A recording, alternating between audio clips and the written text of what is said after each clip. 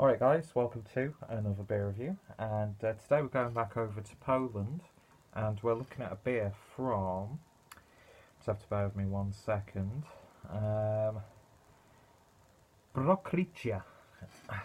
Terrible pronunciation, I know, and terrible lighting as well evidently, but this is a bottle of the Fighter, which is an Imperial IPA clocking in at 8.9% with an IBU count of 120. So it seems to be a palate wrecker, judging by the artwork, which is absolutely fantastic. Reminds you of like an independent graphic novel or something like that. So yeah, powerfully hopped Imperial IPA with a bright colour and high alcohol content. American hop varieties hit the aroma of resin and citrus. Bitter strokes are reinforced by dry character of beer, but wheat malt provides adequate fullness and smoothness.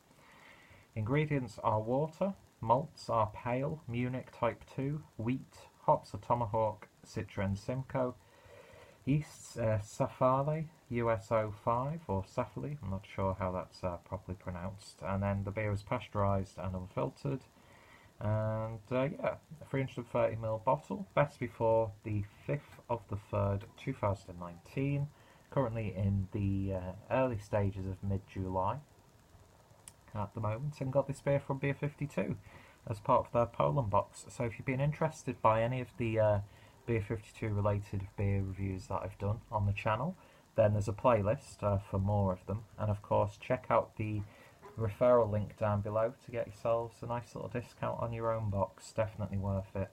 But yeah, cool looking label and a nice little crown as well. Didn't really get to see that properly. There we go, I think that's a little bit better. Okay then, so could this be a remedy to the haze craze that we're having recently? Because I've always said I'm really missing those like high IBU resiny palate wreckers. So hopefully this one delivers. Not that I've got a problem with the hazy IPAs, of course. But yeah, let's see what we get when we pour it into the glass. There we are. I'm going to pour it all in so I can get my nose in there. But lovely cascading carbonation. Looks darker on camera, but not by much actually. It's got like sort of like a deep amber hue, lovely hazy cloud of sedimentation in the middle. Gets a little bit thinner and lighter on the outside, little bits and bobs in there as well. And a beer poured with about 1.5 fingers worth of like a slightly beigey, very slightly beige, foamy white head. But yeah, it certainly looks appetising. So let's see what we get on the nose. You could smell like that resiny. You could smell the IBU count essentially. It's sticky. It's got that like oniony, garlicky sweetness there. A little bit of like a caramel as well. But then the American fruity hops come through as well also. It's got that sort of like, oh, what's it called? Marmalade. I love how he reacted like a baby then. So what's it called? But yeah, a marmalade. Like a really sweet, rich marmalade. But yeah, you definitely get that Simcoe. That real dank Simcoe edge. Oh, it smells fantastic. It really, really does. And I've not smelled a beer like this for a while. It's, you know, it's all about those vibrant mango, papaya, peach, those sorts of flavours.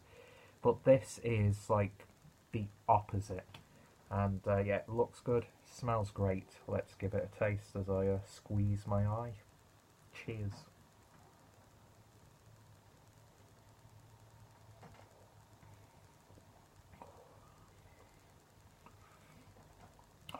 I've not had a beer like this for such a long time, and it's so satisfying.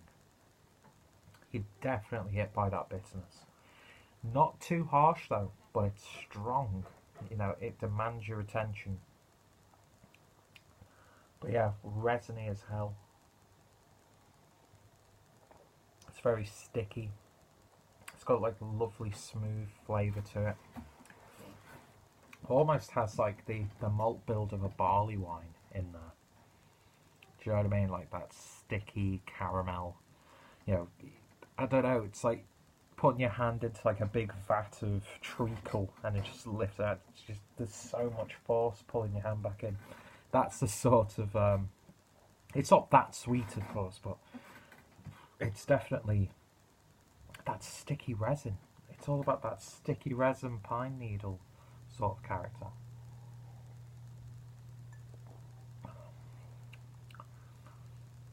Such a satisfying hoppy bitterness on the back end. You get those lovely fruity flavours from there, as well as the 120 IBUs on the back. Excuse me. But yeah, that is deceptively drinkable. The only thing stopping you from drinking it is just how rich it is. It really, really is. 8.9%. You're not getting any alcohol once it's going down. It's all about that potency from the resin character. Lovely and sweet, not too much though. It's bold, it's robust. It packs a punch. It really does, and it's a perfect name to call it, the Fighter. Fantastic stuff. But yeah, that's lovely. That really, really is. So far, this has been the best beer from the box. And it's had some stiff competition because Beer 52's Poland box was really good so far. Not reviewed all of them because I want to try and break away from reviewing every single beer I consume. But the ones that I've had, the ones that I've reviewed, all been really satisfying. But yeah, once it's all in there, gets a little bit more murkier. The lighter regions towards the bottom of the glass just bulk out a little bit more, become a little bit more dense. But yeah, this is absolutely lovely. It's like rich marmalade on toast with like pine needles and a lovely bitterness. Grapefruit, subtle hints of citrus.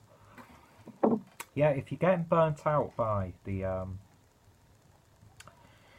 hazy fruit bomb tropical IPAs, then this is just like a complete game changer. To not have a beer like this for such a while and then to have one is such a treat. It really, really is. And it's so beautifully brewed as well. It's not just about, oh, it's what I've been striving for, or should I say, pining for. It's because it's so flavoursome. And I need to seek out more beers like this because I love them. And that's the weird thing. Before all of this, they were like, yeah, I like them a little bit. But then again, you know, the Triple Devil from Founders is a beautiful IPA, a little bit more potent than that. And then it reminds me of when I fell in love with Brewdog's American IPA that they brewed for Tesco's, which is like the 9% Imperial IPA. I think it was like a, I'm not sure if it was just a rebrand of Jack Hammer, when Jack Hammer was a beautiful beer. Not so much now. But this is like, I'm getting those same feelings the first time I had that. It's like, wow, this is new, this is fresh. Packs a punch. But I think I could take him on, to be honest. Because as you can see, I am, look at that. Look at that.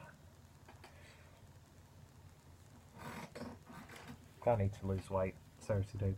Anyway, moral of the story is, folks, that is an absolutely phenomenal beer. World-class beer in my opinion. Romanticism aside, just a beautiful stonker, rip-roarer, the contender.